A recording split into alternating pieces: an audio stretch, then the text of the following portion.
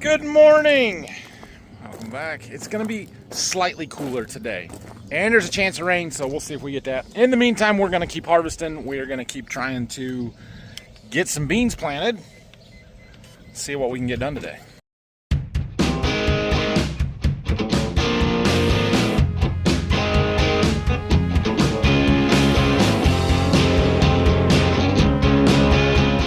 First item of business here, I need those two wagons.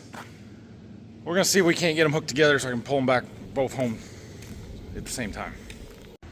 Ah, we got them. All right, what a deal. Well, the barn's pretty empty here now. We'll get some equipment cleaned up and get down here. I want to put the bean planter down here and bring the seed tender down when we're done with it. We'll get some stuff back in here. All right, I got those wagons back. I'm gonna have Xander go through and check tires and blow them out. And then he's gonna take the fuel trailer over to the field. Phil is transferring wheat out there, filling another bin. I am going to go mow my lawn because it's needed done really bad for a while. And I have not had time, and it's been too hot in the evening, so we're gonna do it in the morning. Well, that looks better. That kid looks like he's ready to go to work. He got long pants, got his farm shirt, and his work boots on. You ready for work? Good deal. Get your daily swim in already? Nice. Well, let's go back to work. We'll do some combining. The baling guys got a little bit done over here last night. They got some bundles to pick up. They'll get there. I don't know how many acres we got left to do here. Dad just finished this up last night, or was running like yesterday because I was planting those beans, but I'm going to run combine here at least for a while till they get the straw off of this, and then we can try and get some beans in here. I don't know if we'll get there today or not. I'm not trying to push the straw, guys. We got time. It's July 3rd. Looks like, what do we got left here? Field totals, 12 acres to go. So, short rows in front of the woods, over to the edge there.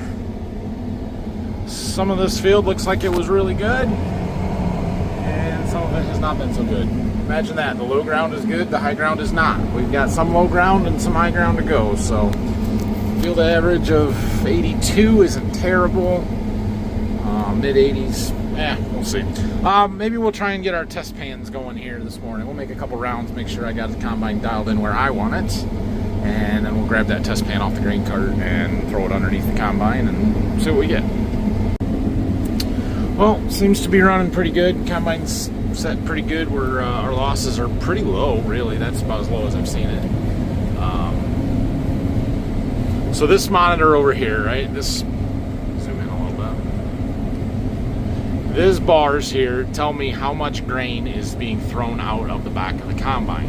And we really, like, 0 is unattainable and not something we are striving for.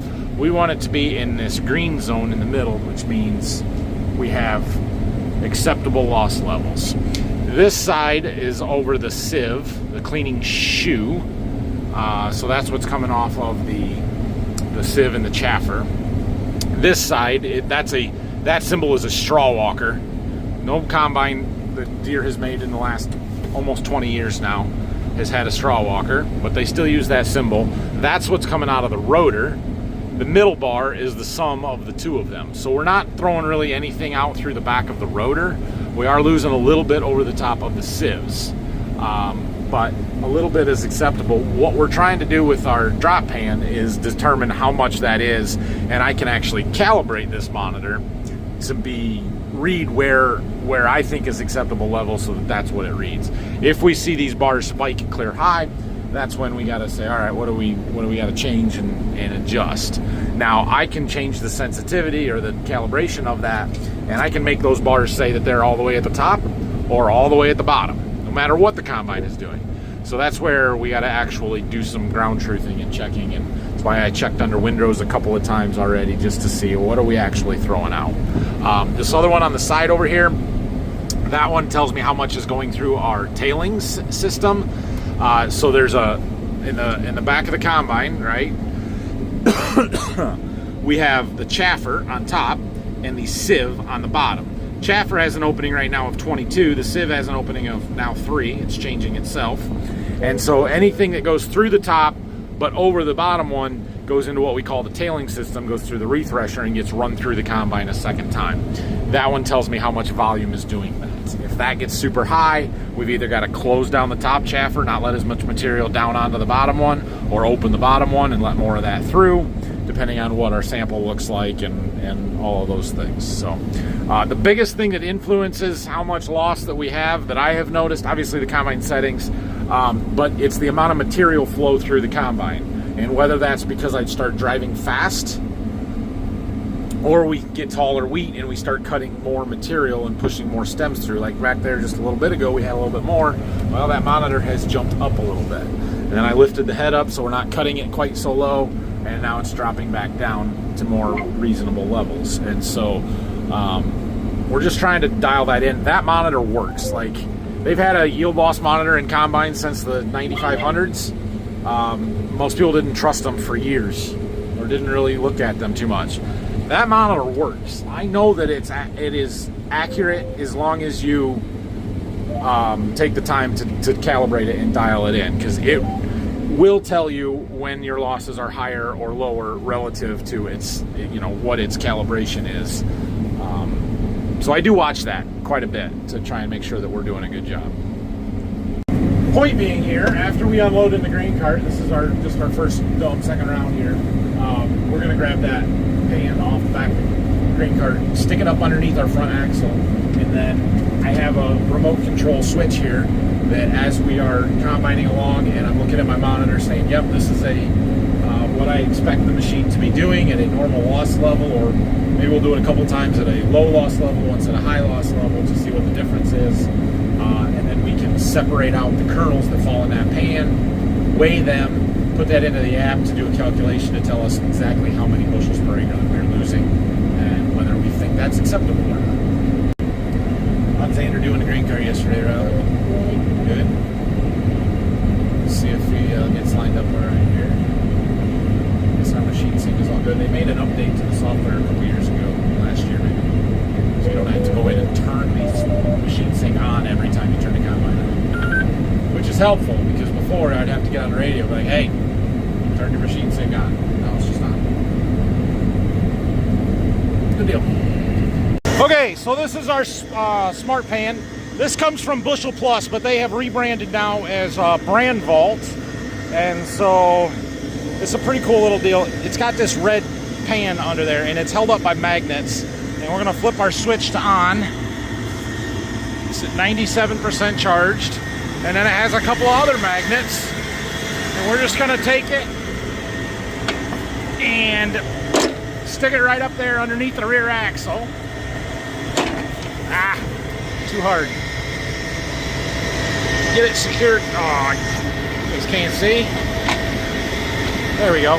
Get it secured good. Make sure this is cleaned out. And then we're going to stick this back up there.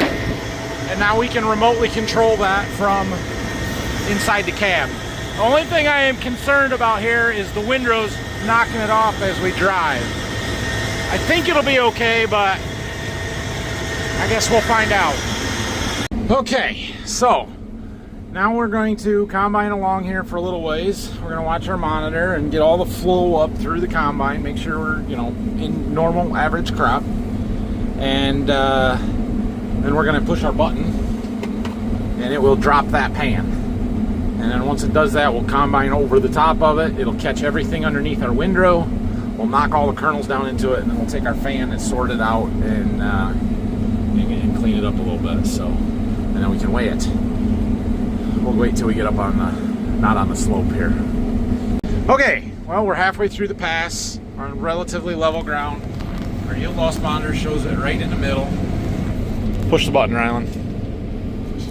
Did you see a red light? Right there it went. So it dropped our pan. We just keep combining. I doubt we'll be able to see it. Even if I pull up my camera, it's buried under the windrow, so we aren't going to be able to see it. Okay, it's back there somewhere. We should be well past it, so we'll stop here. Now we get to go out in the heat and do some sorting.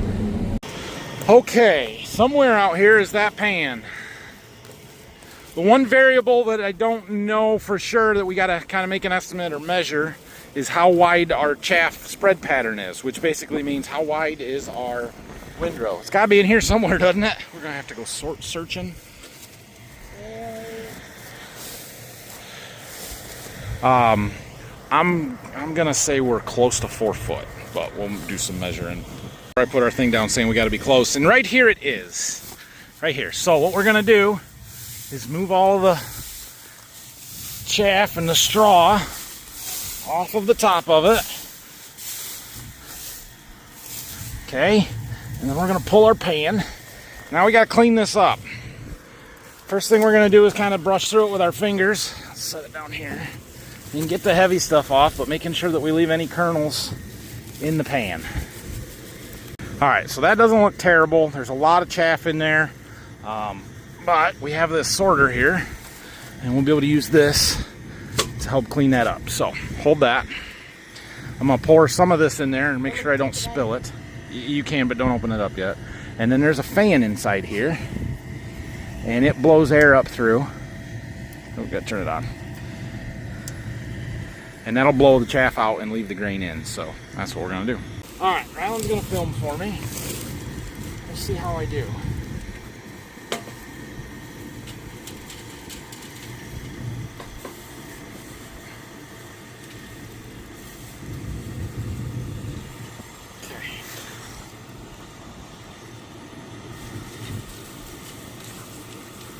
Turn it on? Huh? Did you turn it on? Because it kind of looks like you did. I did turn it on. Oh.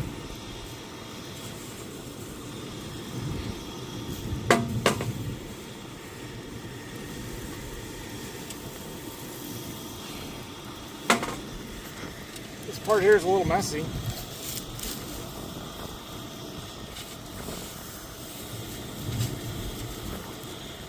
So the fan is adjustable. We don't want it to so much that it blows the kernels out, but we need it to blow the chaff out of here.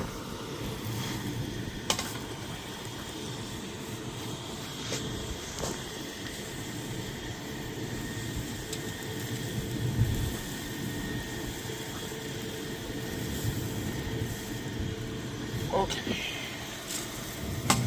Alright, we got it all in.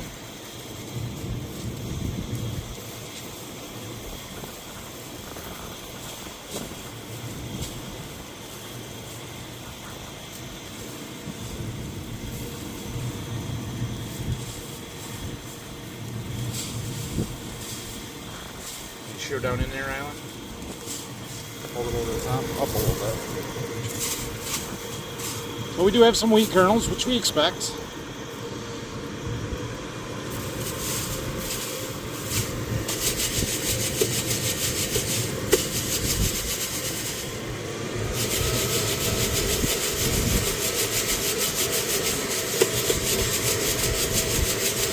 All right, we got most of the light stuff out.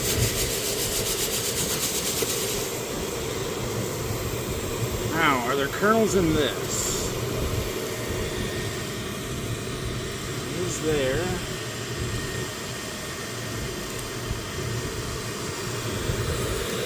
No. We have a little bit of some unthreshed heads here, which I don't like seeing. I'm going to go ahead and knock the kernels out. We might need to tighten our concaves down just a little bit. These are really small kernels that are in here though, so they're pretty hard to knock out when they're that small. That one doesn't have much. A couple kernels there.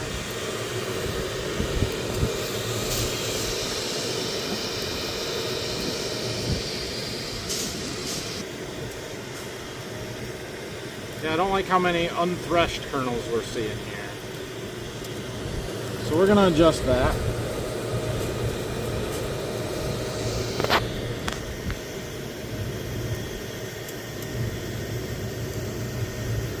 I would have never seen these without this catch pan. The ones that are still in the head, you would just assume that there aren't any, and that it's just empty heads with straw.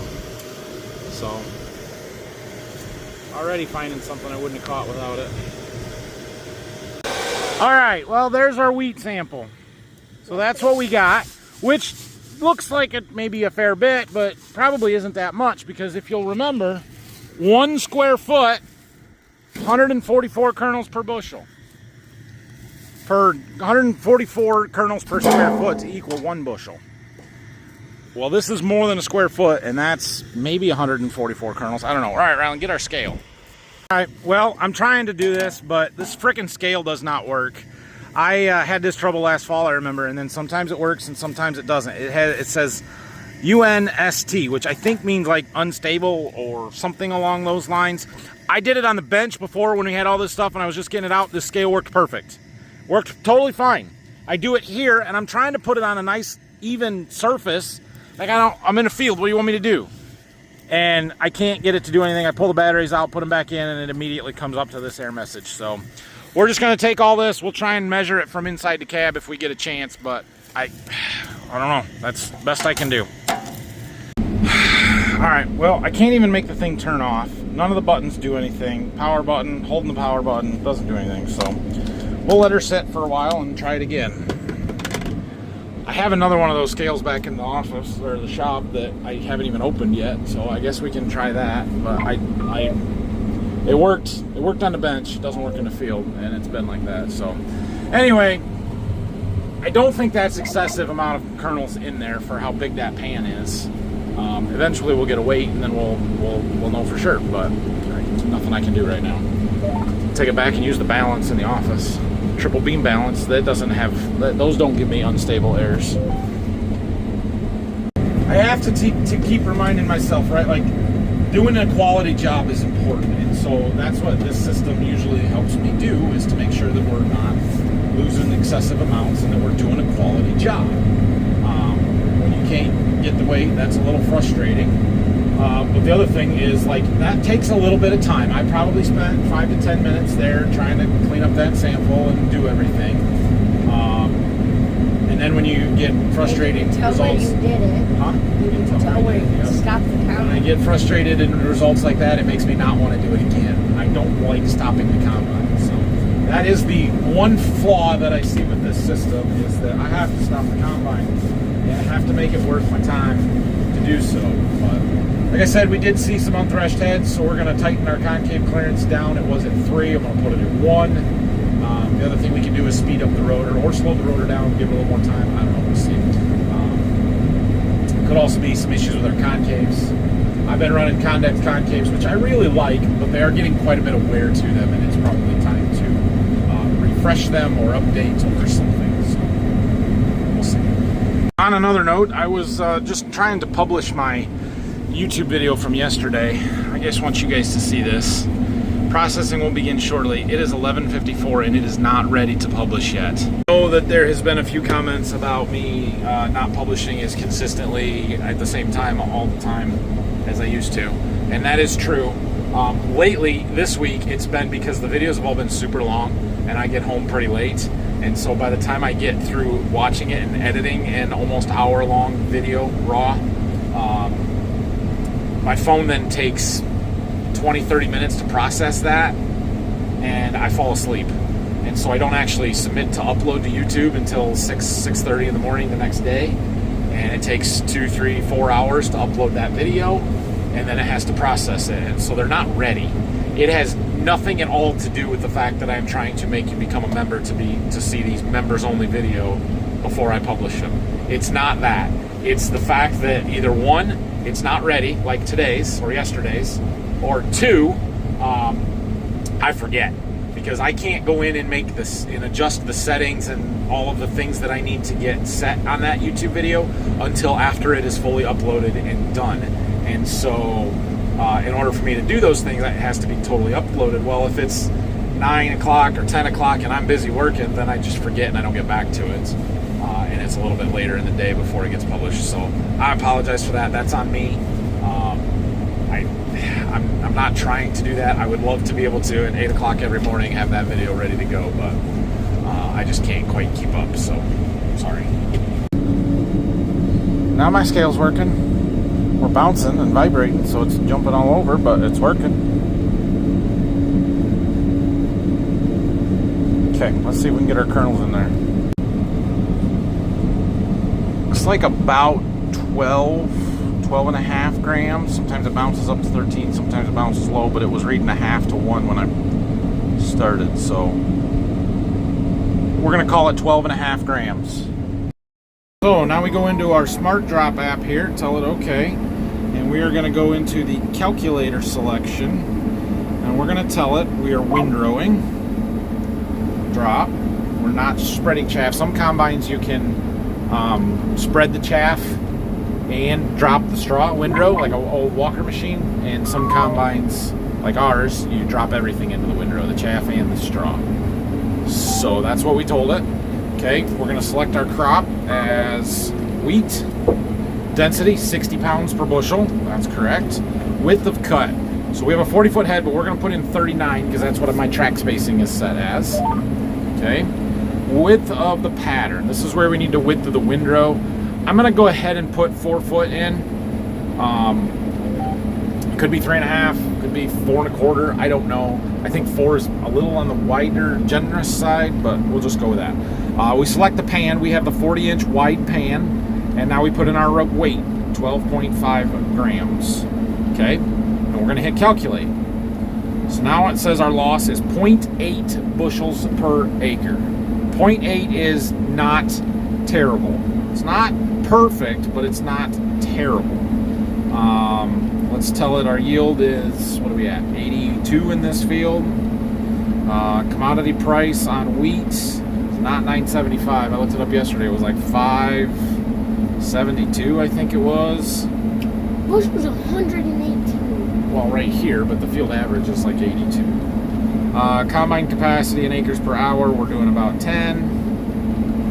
Like that Field area, this field is, you don't have to put all this in, but we're going to put it in anyway. This field is 46 acres.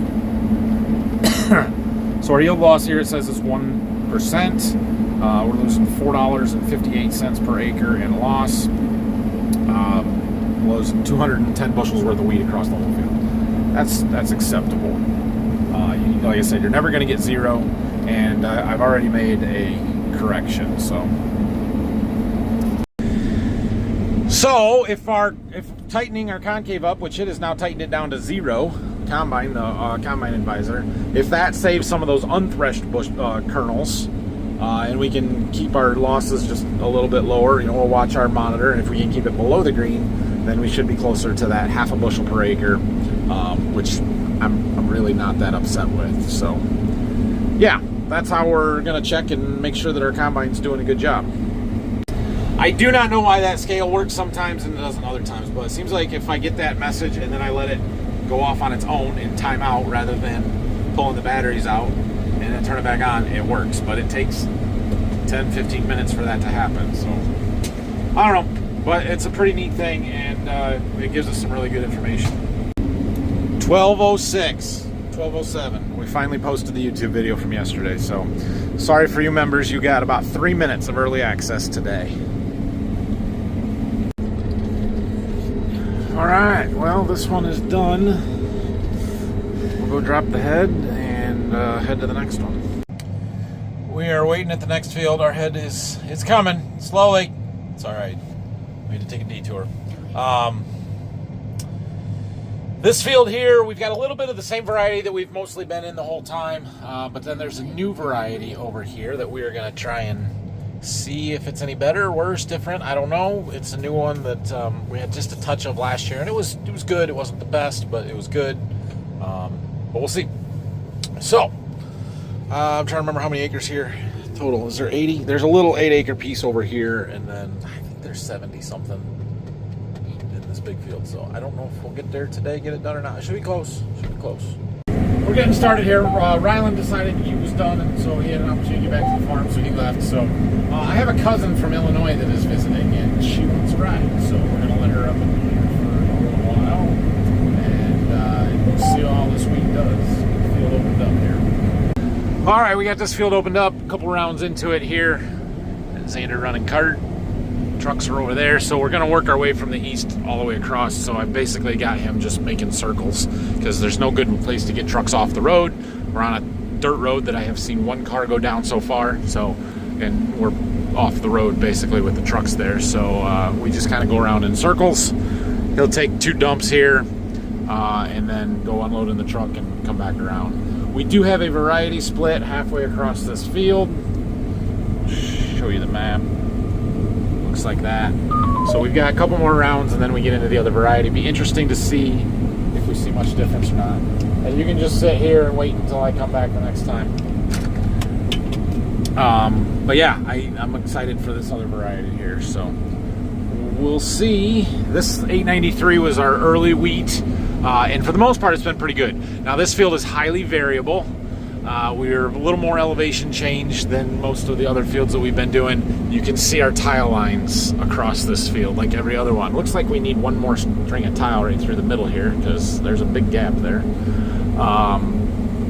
And then we've got a low spot here that actually we lost some that drowned it out when we had all the rain. But the wheat around it that didn't die is all a little bit better. It's pretty good. We're high 70s average, so this is about the same as what everything else has been. It just, there's spots out here that looks really thin and crappy, and yeah, it is what it is. We'll see when we get across a couple more rounds. We'll get into that other variety. Maybe the yield will jump 5 bushel. That'd be great. You see this?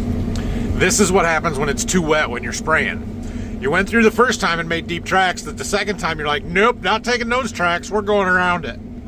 So now we have 2 sets of tracks because this is the wet spot. It was really wet. I bet there was water standing there when Dad came through and sprayed this. So yeah, sometimes that happens. Now, not so wet.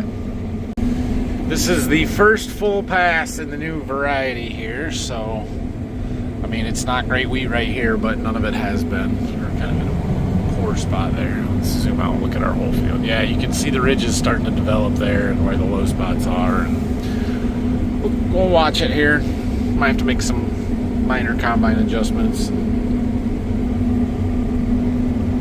I don't know. None of it's been great. We're moving across. We got about 25 acres left in this field. I can't say that there was a noticeable difference when we switched varieties. If anything, it dropped off a bushel or 2, but now we're picking it back up because we're falling off into some lower ground. It's probably more ground condition stuff. We'll be able to look at this map on our computer after we're done with harvest and kind of highlight out, you know, let's get away from this crappy ridge here and just say, all right, how about up here? Was one variety better than the other? And we'll see. Doesn't appear to be a whole lot of difference between them, which is fine. I mean, I know that one that we had over there was good, so that's okay. There is some rain to the north and west that's kind of sort of moving this way, but it's going north. There's a chance a shower could pop up out of nowhere, and we'll see. But we've got 25 acres left in this field plus the 8 behind us that I would really like to get done tonight, and that's probably as far as we'll get. But I need every bit of 3 hours to get that done, and it's almost 4:30, so yeah, we'll see. All right, so we're combining along here, and I was looking at my monitor. I'm like, why is this so red? So you zoom out a little bit, and we seem to have a pattern developing. We have some red streaks. We have one here, we have one here, we have one here, we have one over here. And I got to counting and looking. We have sprayer tracks here.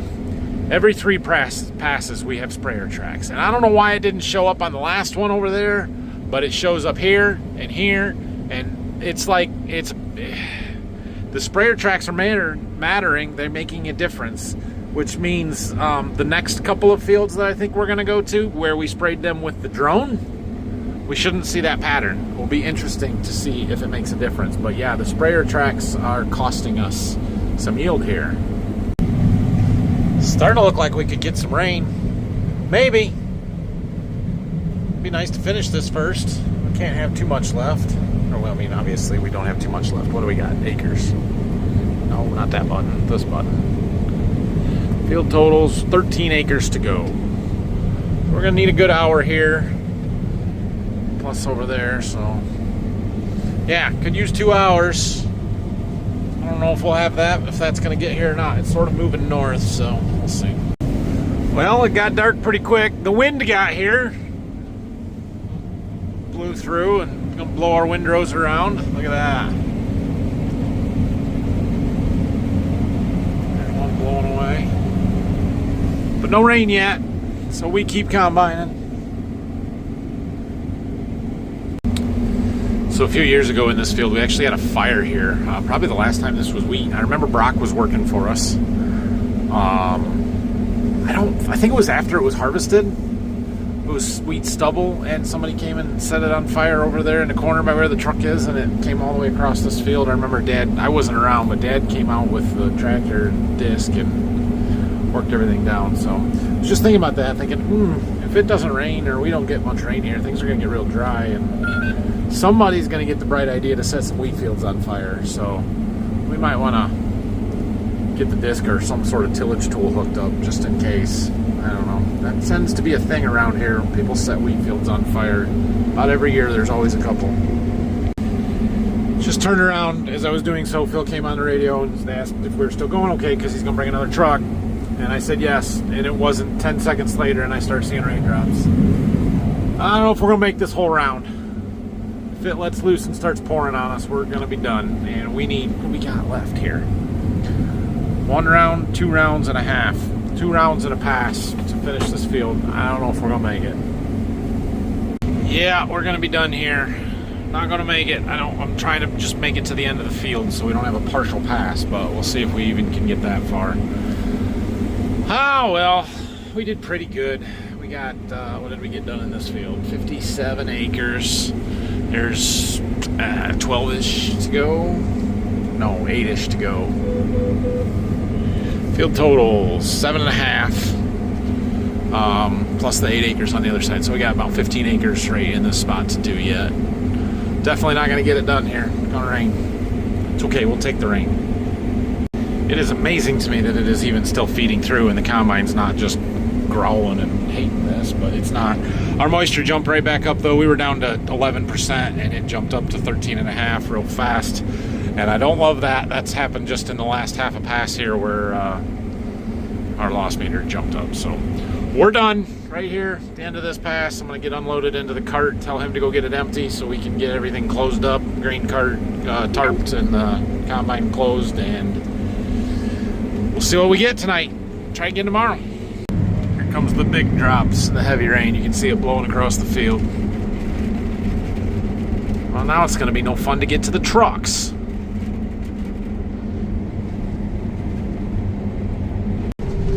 Yeah, we weren't making it back, were we? I should have quit. Should have quit as soon as it started raining, sprinkling. Oh well.